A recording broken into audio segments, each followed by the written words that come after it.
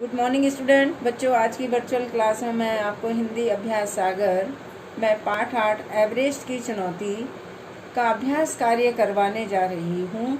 इसमें विशेषण और विशेषण के भेद आए हुए हैं। एवरेस्ट की चुनौती में आपका यहाँ पर कुछ गद्यांश का भाग दिया गया है।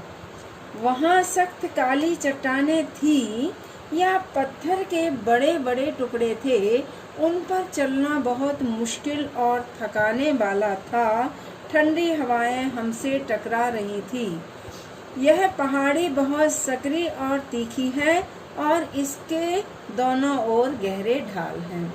कल मैंने आपको वर्चुअल क्लास में विशेषण और उसके भेद बताए हुए थे। तो यहाँ पर जो वाक्य आए हुए हैं इनमें आपको विशेषण शब्द बताना है।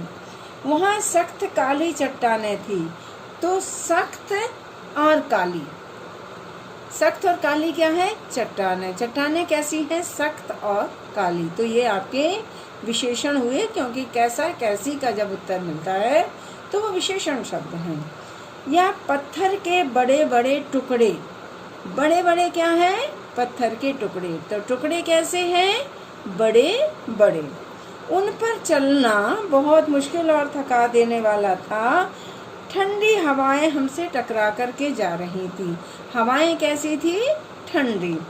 यह पहाड़ी बहुत सकरी और तीखी है। पहाड़ी कैसी है? सकरी और तीखी। और इसके दोनों ओर गहरे ढाल हैं। ढाल कैसे हैं? गहरे। तो इन जो शब्द लिखे हुए हैं इनके उत्तर कैसा कैसी से निकल करके ये आया हुआ है। ये आपके विशेषण हैं। अब इस पाठ में आपने जो विशेषण लिखे हुए हैं उनके यहाँ पर आपको विशेष लिखना है नंबर 2 में। तो जो मैंने आपको बताया हुआ था कि चट्टानें काली सख्त क्या थी? चट्टानें। तो चट्टानें एक वस्तु है, तो ये विशेष है। बड़े बड़े क्या थे? टुकड़े। तो टुकड़े क्या है? पत्थर के टुकड़े एक वस्तु है, ठीक है। और पहाड़ी कैसी थी? सकरी और तीखी। तो पहाड़ी भी एक वस्तु है, तो ये विशेष आपके विशेष हैं। चट्टानें कैसी थी? आपकी चट्टानें जो थी सख्त और काली। तो वही आपका जो आ गया ना, पहले नंबर पर का और खा पे लिखा था आपने सख्त और काली। तो ये आपकी ये चट्टानें हुई हैं। बड़े बड़े टुकड़े आपके जो है ये आप यहाँ पर पत्थरों के हैं। हवाएं कैसी हैं? ठंडी। तो ये आपकी संज्ञा है, तो ये विशेष्य का कार्य कर रही है। और पहाड़ी आपकी जो है, पहाड़ी कैसी है? सकरी और तीखी। और ढाल कैसी है? गहरे थे ना ढाल, तो ढाल भी आपकी ये संज्ञा शब्द है जो विशेष्य का कार्य कर रहा है, क्योंकि विशेषण के साथ संज्ञा और सर्वनाम शब्द जो हैं वो विशेष्य का कार्य करते हैं।